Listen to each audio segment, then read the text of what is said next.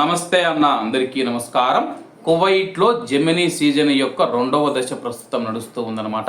ఈ సీజన్లో ఉష్ణోగ్రతలు విపరీతంగా పెరుగుతాయని చెప్పేసి వాతావరణ శాఖ ప్రకటించిన విషయం అందరికీ తెలిసిందే.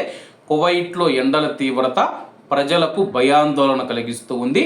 మధ్యాహ్నం వేళల్లో ఉష్ణోగ్రతలు 50 డిగ్రీల సెల్సియస్ను దాటిపోతూ ఉండగా, అలాగే సూర్యుడు అస్తమించిన తర్వాత కూడా వేడి తగ్గడం లేదు. తాజాగా రాత్రి 10 గంటల సమయంలో కువైట్లో ఉష్ణోగ్రత 43 డిగ్రీల సెల్సియస్గా నమోదవడంతో ఇక్కడి తీవ్రమైన పరిస్థితులకు అద్దం పడుతూ ఉంది. రాబోయే 2 రోజుల్లో గాలిలో తేమ శాతం 10 నుంచి 70% వరకు పెరిగే అవకాశం ఉందని చెప్పి వాతావరణ శాస్త్రవేత్తలు తెలిపారు.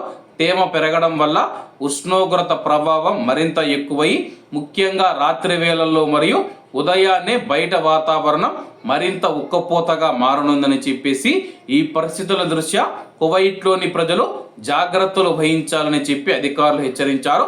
మధ్యాహ్నం వేళల్లో నేరుగా ఎండలో తిరగవద్దని, శరీరంలో నీటి శాతం తగ్గకుండా తగినంత నీరు, ద్రవ పదార్థాలు తీసుకోవాలని చెప్పి సూచించారు. కాబట్టి కువైట్లో ఉన్న మన భారతీయులు, ముఖ్యంగా బయట పనిచేసేవారు ఎవరైతే ఉన్నారో ఉదయం 11 నుంచి సాయంత్రం 4 గంటల వరకు ఎలాగో మధ్యాహ్నం పనిపైన కువైట్ ప్రభుత్వం నిషేధం విధించింది.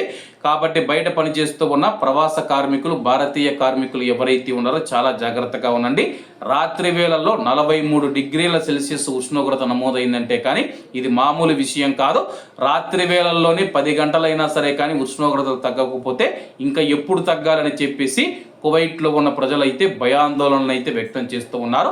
కాబట్టి కువైట్లో ఉన్న మన భారతీయులు ఎవరైతే ఉన్నారో తగినంత నీరు తాగడం, అలాగే నీడ పట్టణ ఎక్కువగా ఉండడం, బయట పని చేస్తూ ఉన్నప్పుడు ఉదయం 11 నుంచి సాయంత్రం 4 గంటల వరకు పనిపైన నిషేధం ఉంది. కాబట్టి యజమానులు ఒకవేళ సహకరించకపోతే కానీ మీరు యజమానులకు చెప్పి ఎండ తగ్గినాక మేము పని చేస్తామని చెప్పి వాళ్ళకు చెప్పాలి. లేదంటే కానీ పబ్లిక్ అథారిటీ ఫర్ మ్యాన్ పవర్కి అయితే మీరు కంప్లైంట్ ఇవ్వవచ్చు.